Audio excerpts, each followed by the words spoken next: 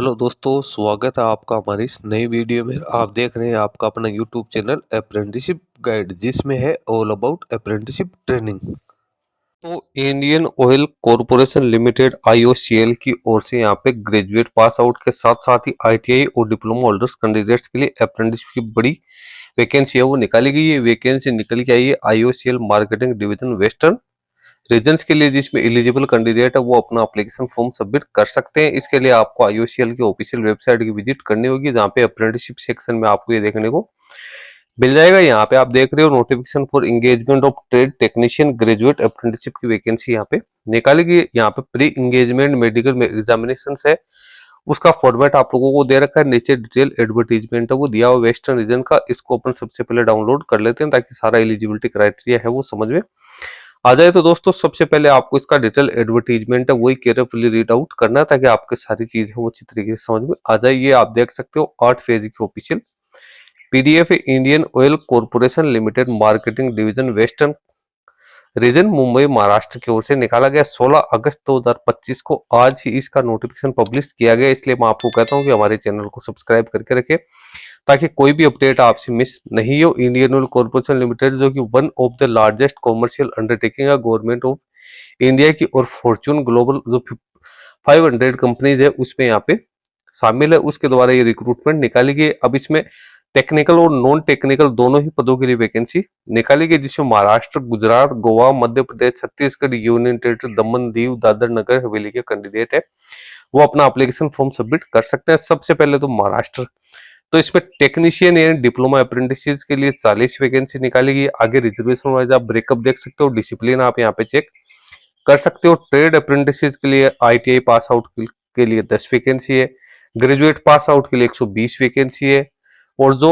Non technical पद है data entry operator के, तो उसकी भी यहाँ पे 9 वैकेंसी है वो निकाली गई। उसके बाद गुजरात स्टेट की बात करें तो डिप्लोमा होल्डर्स के लिए 20 वैकेंसी है, ITI पास आउट के लिए 10 है, ग्रेजुएट पास आउट के लिए 35 है, और डेटा एंट्री ऑपरेटर्स के लिए 4 वैकेंसी है वो यहाँ पे निकाली गई। फिर मध्य प्रदेश स्टेट, बड़ा स्टेट, डिप्लोमा पास आउट के लिए 20 वैकेंसी, ITI पास आउट के लिए 10, ग्रेजुएट पास आउट के लिए 35, डाटा एंट्री ऑपरेटर्स के लिए 4 वैकेंसी है।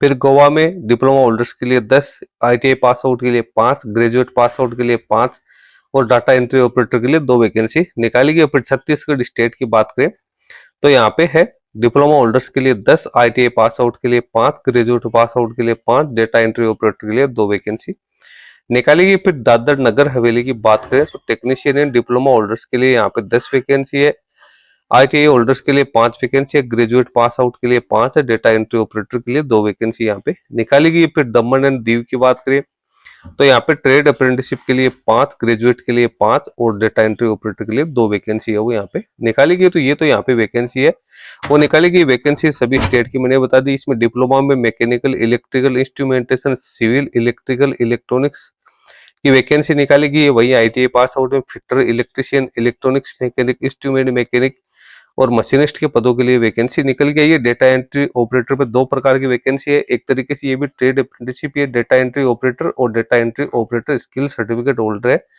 उनके लिए। तो ये यहाँ पे वैकेंसी थी, ये मैंने सारी आपको बता दी। एजुकेशन क्वालिफिकेशन है वो मैं आपको यहाँ पे और बता देता हूँ, जिसमें एजुकेशन क्वालिफिकेशन के बारे में ITI पास आउट कैंडिडेट के लिए ITI, टेक्नीशियन के लिए डिप्लोमा, ग्रेजुएट पास आउट के लिए ग्रेजुएशन होनी यहाँ पे जरूरी है।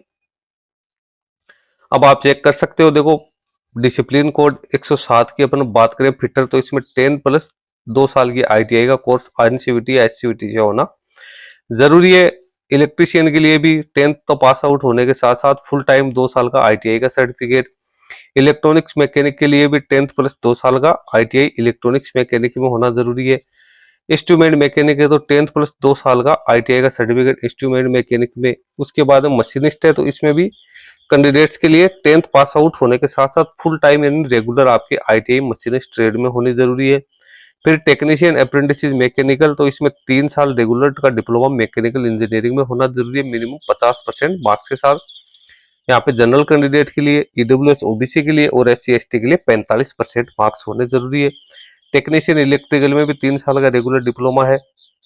टेक्नीशियन अप्रेंटिस इंस्ट्रूमेंटेशन है, इसमें भी 3 साल का रेगुलर डिप्लोमा है। टेक्नीशियन अप्रेंटिस सिविल, तो इसमें भी 3 साल का डिप्लोमा आपके पास में होना जरूरी है। तो टेक्नीशियन के लिए आपके पास में 3 साल का रेगुलर डिप्लोमा है, वो यहाँ पे होना जरूरी है। फिर टेक्नीशियन, उसके बाद ग्रेजुएट अप्रेंटिस की बात करें तो इसमें बीए, बीकॉम, बीसीए, बीबीए की क्वालिफिकेशन है कैंडिडेट के पास में होनी जरूरी है। तो 50% मार्क्स के साथ इसमें ग्रेजुएट एनी डिसिप्लिन में कैंडिडेट के पास में होना जरूरी है। फिर discipline code 113 data entry operator, तो इसमें कैंडिडेट 12th पास आउट होना जरूरी है, लेकिन ग्रेजुएट पास आउट नहीं होना चाहिए, ग्रेजुएट से नीचा होना जरूरी है।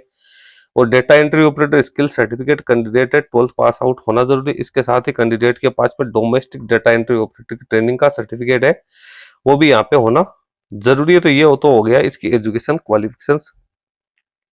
और फुल टाइम ही कैंडिडेट के पास में ये एजुकेशन क्वालिफिकेशंस होनी जरूरी है। जिन कैंडिडेट ने education qualification part time correspondence distance learning से प्राप्त किए, तो वो इसमें एलिजिबल नहीं माने गए।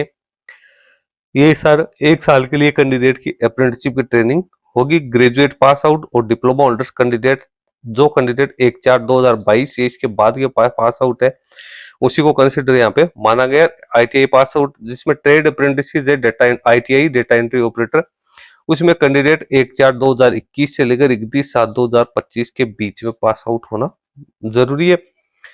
इसके साथ ही कैंडिडेट है तो जो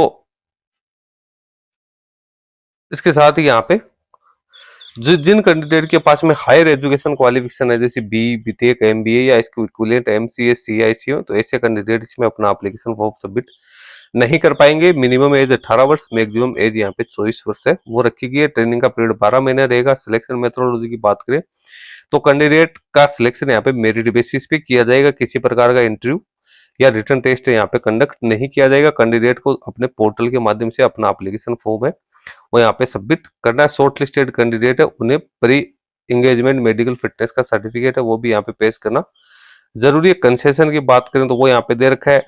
जनरल इंस्ट्रक्शंस है application, online application form submit करने के। तो ट्रेड अप्रेंटिस, आईटीआई और डेटा एंट्री ऑपरेटर को अप्रेंटिसशिप इंडिया पोर्टल के माध्यम से अपना एप्लीकेशन फॉर्म सबमिट करना है। और टेक्नीशियन, डिप्लोमा होल्डर्स और ग्रेजुएट पास आउट कैंडिडेट को NATS 2.0 के माध्यम से अपना एप्लीकेशन फॉर्म है वो यहाँ पे सबमिट करना जरूरी है। दोनों के लिए यहाँ पे जो इसकी वेस्टर्न रीजन की जो मार्केटिंग डिवीजन है उसके एस्टेब्लिशमेंट कोड आपको दे रखी है, NATS पोर्टल।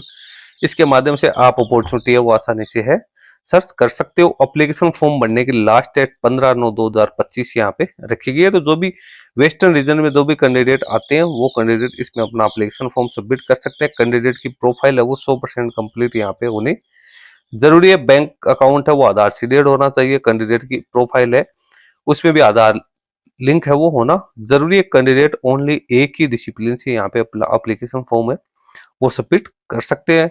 इसके साथ ही क्या क्या डॉक्यूमेंट्स कैंडिडेट के पास में होने चाहिए तो उसकी जानकारी आपको दे रखी है। एप्लीकेशन फॉर्म भरने के बारे में आपको बता रखा है। उसके बाद कैंडिडेट को डॉक्यूमेंट वेरिफिकेशन के लिए बुलाया जाएगा, जिसमें कैंडिडेट को अपने ओरिजिनल डॉक्यूमेंट लेके जाने और सेल्फ अटेस्टेड फोटोकॉपी जो वो लेके जाने और कैंडिडेट को अपना डॉक्यूमेंट वेरिफिकेशन करवाना। 16 अगस्त 2025 को 10 बजे से इसका एप्लीकेशन फॉर्म है वो भरना शुरू हो चुका है। तो दोस्तों एप्लीकेशन फॉर्म भरने के बारे में यदि आप लोगों की डिमांड रहेगी तो मैं सेपरेट वीडियो बना के आप लोगों को इंटीमेट कर दूंगा कि किस प्रकार से आप अपना एप्लीकेशन फॉर्म है वो सबमिट कर सकते हो। इस वीडियो में इतना ही। वीडियो अच्छा लगा तो इसको लाइक शेयर करना। कोई क्वेरी या क्वेश्चन से तो आप हमें कमेंट करके बता सकते हैं। धन्यवाद।